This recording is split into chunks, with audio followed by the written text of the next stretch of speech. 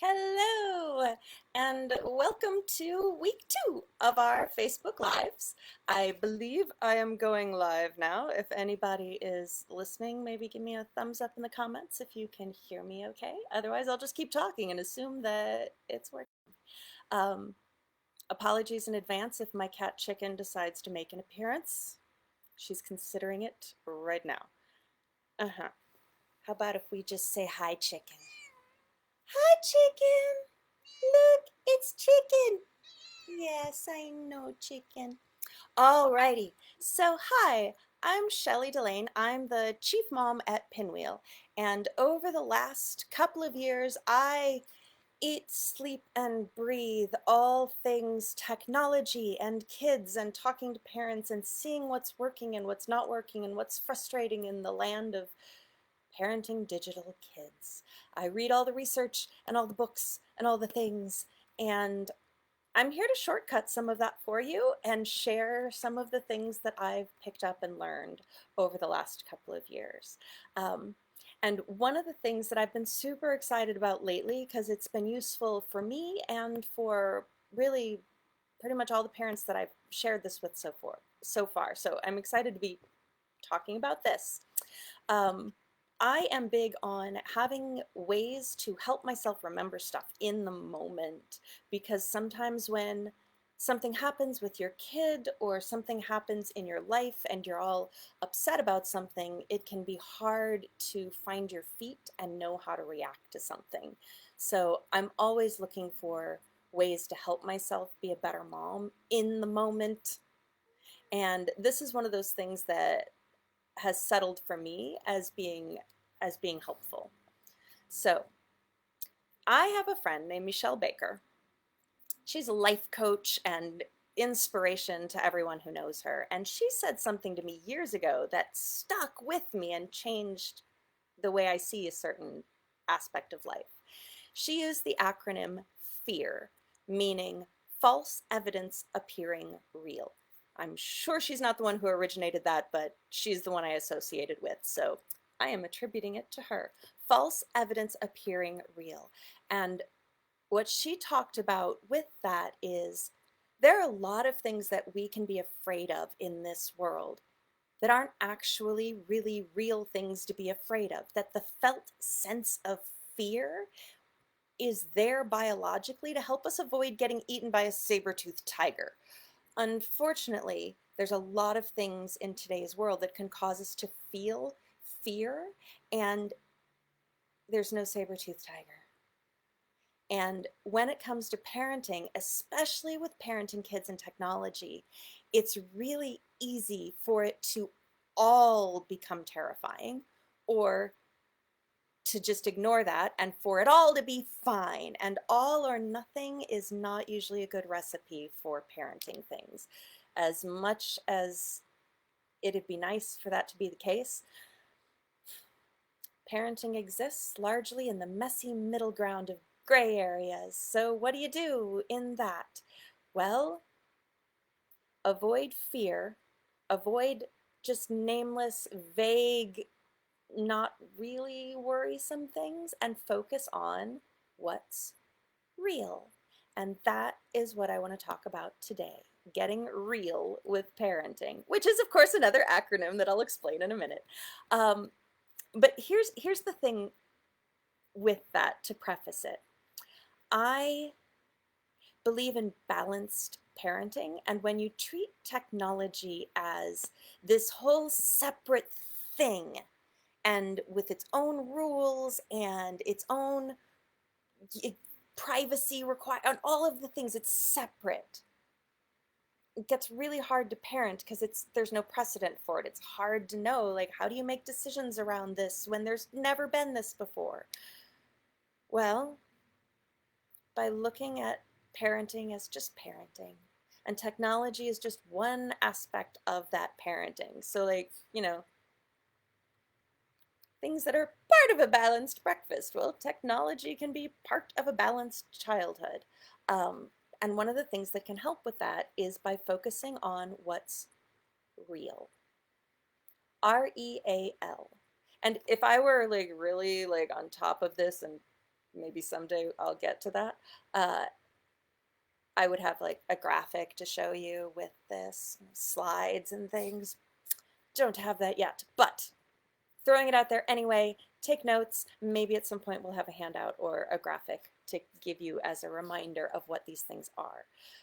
But these are what research and child development experts all agree are really the four most important things to pay attention to. And when you're considering the role of technology in your child's life, these are the four things you want to be worried about to know where technology fits in. The first most important thing, R, for rest. Sleep is sacred. And I'm not kidding on this. I know that might seem overly simplistic, but this is one of the things in parenting that really is pretty simple. Kids need sleep. They need a lot of sleep. They need more sleep than we think they need, or at least more than I realized they need. And as a nation of people who are chronically sleep deprived, it can be real easy to and I do this all the time. You dash home from work, the kids have homework, the kids have activities, they have stuff. You're eating dinner at 7, 8 o'clock at night. They don't get to bed till 10, 11 o'clock at night, and then they got to get up at 6 o'clock to go to school. They're not getting enough sleep. The American Academy of Pediatrics, to quote an expert source, but really you can search any source pretty much globally and they all agree on this, that school-aged kids need between 9 and 12 hours of sleep every night. Teens, like older teens, like later high school years, can get away with 8 to 10 hours because they're more on the adult end of the spectrum. But really, kids need 9 to 12 hours of sleep every night. And the consequences of them not having it are really staggering. Kids who are sleep deprived are more likely to struggle in school, and not just because they're sleepy. Their brain needs that sleep time to assimilate and absorb all the things that they learned the previous day and to let the snow globes settle. That's actually a visualization that I used with my daughter once when I was trying to explain why sleep is so important. And granted, this was because I wanted to go to bed. But it's like everything you take in during the day is like the little flakes inside a snow globe, and you spend all day shaken up with all of the pieces fluttering around and fluttering around. And when we sleep, we lay down and it can all settle. And then we can see more clearly in the morning. And when it comes to the neurobiology of how our brains actually work, that is kind of what happens. You take in information during the day, the brain uses your sleep time to process and encode that into your brain. So memory is better and stronger, and you retain what you've learned longer if you get sufficient sleep. So sleep deprivation is no joke, y'all. And the other thing, and this is a little heavier, but they've also found that kids who are chronically sleep deprived are astronomically more likely to suffer from anxiety, depression, suicidal impulses, and a whole host of other mental health issues. And the root cause is sometimes just sleep deprivation. So protect their sleep. And it's also sometimes easy to think that, that's not really a problem. Most kids get enough sleep. But I'm telling you, there was a study recently by some folks who work with the Digital Wellness Lab, which is, I've talked about them before. They are a research project between Harvard University Pediatrics and Boston Children's Hospital, and they do a lot of research into the impact of technology on children and like really what are the concerns and what are the impacts. And some of the researchers affiliated with them did a research study around YouTube and around device use and how well kids self-regulate use of their devices. And they weren't even studying this specifically, like sleep deprivation. They were just studying use patterns in general. But one of the things that was striking from the data they collected, they showed that the majority of the kids that were in their study and that they were tracking device use for were using their devices around the clock. Like they were up in the middle of the night watching snippets of YouTube. They were using their device every couple hours 24/7, which meant that they never got an uninterrupted chunk of 9 to 12 hours of sleep. And this was a lot of kids represented in this study. So one of the recommendations people sometimes make, and that I've made, is don't let your kids have their devices in their room at night. Or if you do, make sure there's nothing on it that's going to distract them or keep them awake in the middle of the night. And for some kids, that can be as simple as having a camera available, because they'll make stupid selfie videos for 3 hours. So make sure that their device isn't interrupting their sleep. So that's one of the real things to focus on. And if you do nothing else, protect their sleep. That alone can make a difference in a kid's well-being, especially when it comes to technology, because it's real easy to stay up watching videos all night, as research shows. So, real, rest is number one. Two, emotions. So one of the things that happens when kids are on a touchscreen device or on a communication device, all of that interaction that they have between themselves and someone else, or between them and the device, there's a disconnect. Inherently, things aren't happening in biological space in real time. You send somebody a message, you might have to wait to get a response back. Somebody sends you a message, you can pause and wait and figure out how you want to respond, and then craft your response and send it back. That has its place. And to be a successful, functional adult, you have to learn how you feel in your body when you're interacting with other people, what anger feels like when someone makes you mad, what being upset feels like, how to give voice to that, how to articulate your feelings, how to know what they are in the moment and let that be and still be with someone else and not punch them because you're angry, how to handle your emotions. It's a critical part of learning to be human. And one of the things that can happen for some kids is when they're on their devices too much and they're not interacting with uncomfortable conversations around the family dinner table or in-person conversations with friends, is they don't get enough repetitions or practice in learning how to navigate that emotional space. It's one of the things that shows up when kids are sexting, when they become teenagers and they're starting to explore relational space and romantic space. Some kids will start sending suggestive and sexual content messages back and forth with someone else before they've ever even held someone's hand. That's a problem. It's really better for kids to learn how to navigate those emotions and those relationship skills in person before they explore certain things online.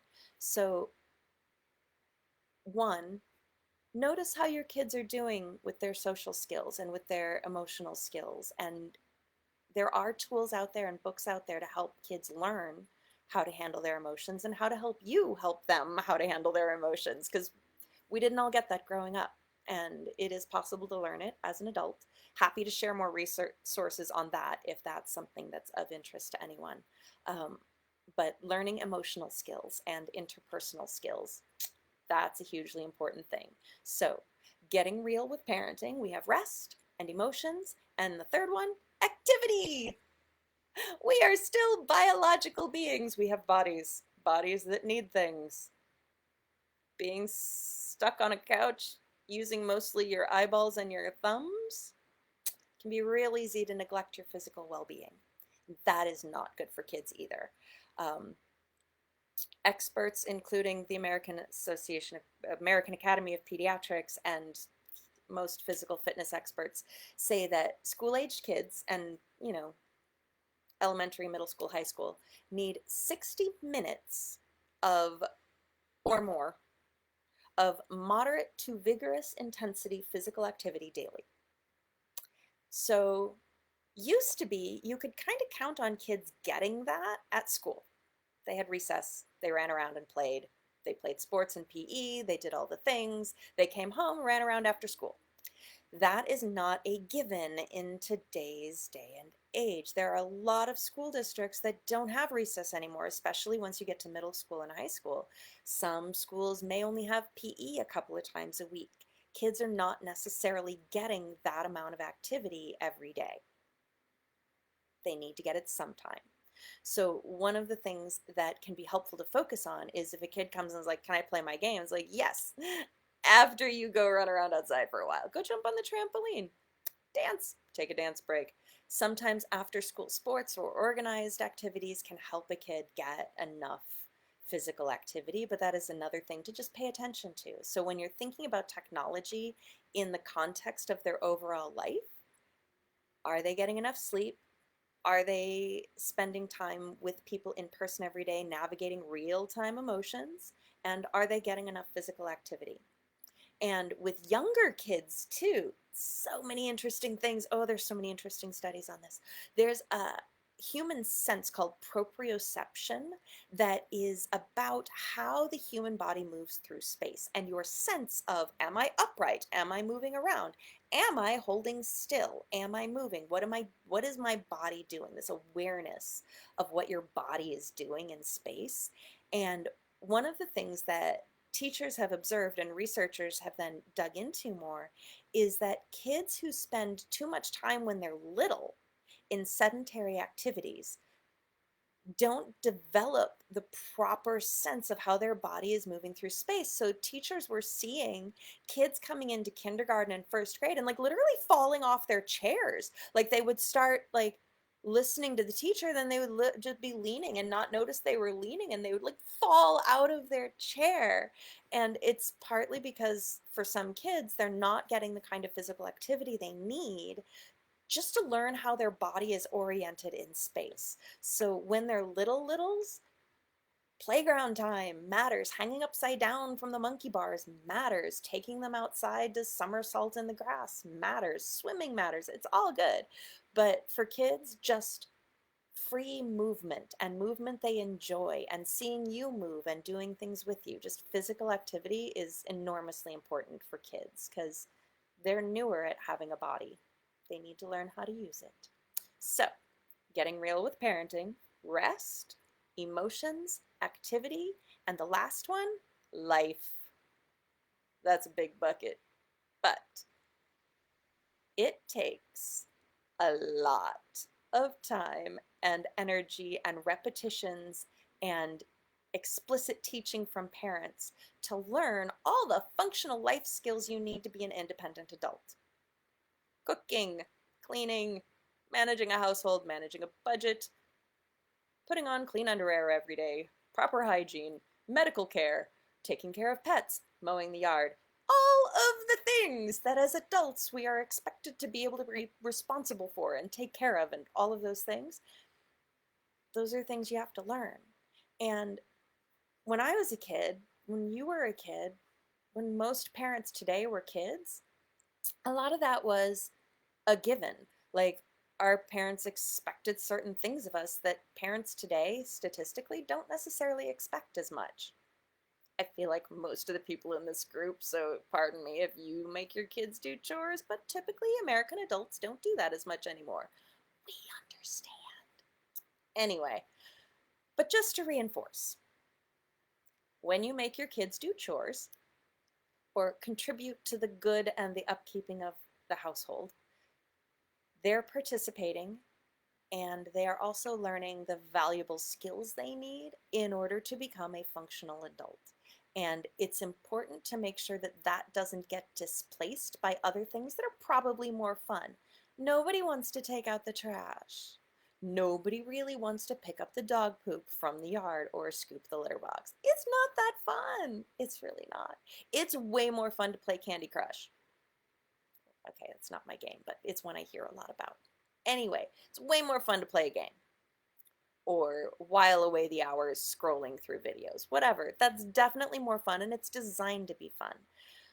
But getting real with parenting means that you pay attention to their rest, their emotions, their activity, and their life skill development, and you make sure that their use of technology is not displacing those four things. Because if you can protect those four elements of your child's life and their development, they're going to reach adulthood. They're going to be functional, happy, healthy adults. And isn't that what we all want? We just want them to survive and launch out into the world and still come home. And those are four things that can help. Pay attention to their rest, their emotions, their activity, and their life skills, and don't let their use of technology displace those. It's a really helpful phrase to commit to memory. Yes, you can play, insert their favorite online activity here, after you insert one of the real elements here. Yes, you can do that as long as you're off your device in time to wind down and get a good night's sleep. Yes, you can do that, but maybe not using that to message your friend that you're having a fight with. How about if we get you together with your friends so y'all can sort that out in person first? Then yeah, totally continue the conversation online. Yep, got to learn to navigate the in-person space though. And yes, you can totally play that game after you go take a walk or after you kick up the dog poop. It's a favorite of mine, can you tell? Anyway, that's what I wanted to talk about today is getting real with parenting. And by remembering that acronym, because it's super simple, but sometimes simple things are easy to forget in the moment. When your kid asks you if they can get on their device and do something simply recreational on it, ask yourself where they are with their balance of real things, rest, emotions, activity, and life. Ask where they are in the balance of those things. And if you sit with that and you're like, yep, they're good, they've done things, we're fine, go ahead, have at it, kid. And that's just to say you can't have a blanket recommendation of your child should not have more than 20 minutes of screen time daily. Yeah, for some kids, 20 minutes might displace all those other things. For some kids, 20 minutes is fine. Some kids can handle a couple hours of things. Depends on their age, depends on their development. But if you focus on what's real, it can help you make rules that make sense for your kid and your family and your level of importance on all of those things. So focus on what's real, don't get caught up in fear, and we'll all get through this together. All right. I'll be back next Thursday. If you have any requests or things that you'd like to talk about, shoot us a comment, send me a message, send us an email, whatever is a good way of communication for you. Happy to cover specific things by request or specific situations. Otherwise, I will just be back here next Thursday with something else that has been useful for me or for parents that I've talked to. Have a great weekend, y'all. Bye.